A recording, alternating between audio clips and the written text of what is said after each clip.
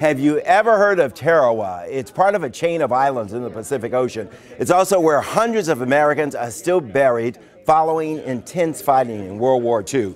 They're not buried in a pastoral cemetery with white crosses. Their final resting place is now under an old parking lot, an airstrip, and in some cases in the yards of islanders. The U.S. government not doing much to bring the fallen home, we've learned. Instead, a nonprofit group called History Flight is doing all the work. WUSA 9's Mike Valerio has been investigating this injustice for months. It's a special assignment unit report that you're only going to see on WUSA 9 tonight at 11. Here's a preview of Mike's work. It's all a question of money and resources, and the money hasn't always been there. We reviewed records from the Pentagon and found that funding for troop recoveries fell $15 million over the past 3 years. Do you think that the DIP has canceled any missions, has canceled contracts? Oh, absolutely. We took a dip of about 35% of our operations we had to cut. Yeah, here's another finger bone down here too. Those cuts included excavations at a time when graves are in peril. Retired Army Ranger John Fry leads History Flight's team, and he tells us villagers have found and even thrown out American remains. They dig wells, they dig trash pits. You know, they're constantly digging in their own yards, and many times they will turn up human remains, and they don't tell anyone. They just rebury them in a rice bag or something, or sometimes they just take them out in the lagoon and dispose of them.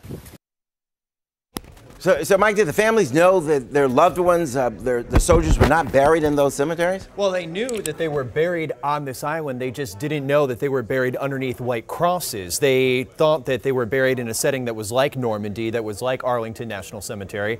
But I went to the island. 3 days after I got back, I introduced myself to this family at the center of our story tonight at 11. And I said, point blank, how did you feel that your uncle was buried under a parking lot for 70 years?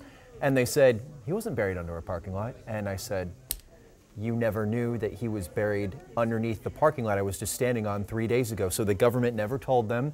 And through the course of our investigation, we've been emailing nonstop with the Pentagon, and they have not said that they're changing their policy about how they let families know the situation, the surroundings, about how their family members, these family members, are buried. How many soldiers are we talking about? So we're talking about 452 airmen, Marines, and Navy sailors who are still buried somewhere on this island. And there are no graves. There are no crosses. There are no grave sites. They've either been overtaken by shanty towns or paved over by early American construction in the 1940s. Which brings me to my next question. I mean, if you want to go to Arlington or if you want to go to Normandy, there's a place to visit. You know where to go. You have a map. You can go exactly to the site, the grave site.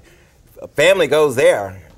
Family goes to this island, they have no idea where their loved one is buried. So because of our story on the 11 last night, we had somebody who emailed us who said, yep, my grandmother's relative fought on this island, but we have no idea where he's buried, and we don't have any expectation that he'll return. So we just need more accountability from the government. And they've said in our interviews that the Pentagon is not the expert in knowing about this island and knowing how to return these service members. They're relying on a nonprofit charity, but where's the government? We have the promise to bring our service members home, and it just hasn't happened. More tonight, too. And I think you asked the question, where is the government on this? Mike, thanks. Exactly. Excellent work, by the way.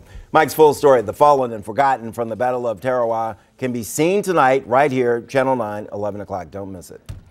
And if you go to our WUSA 9 website, right now we have a full list of the missing from the battle, plus extra interviews with volunteers who are trying to find our missing war heroes and bring them all home. We're going to be right back after this.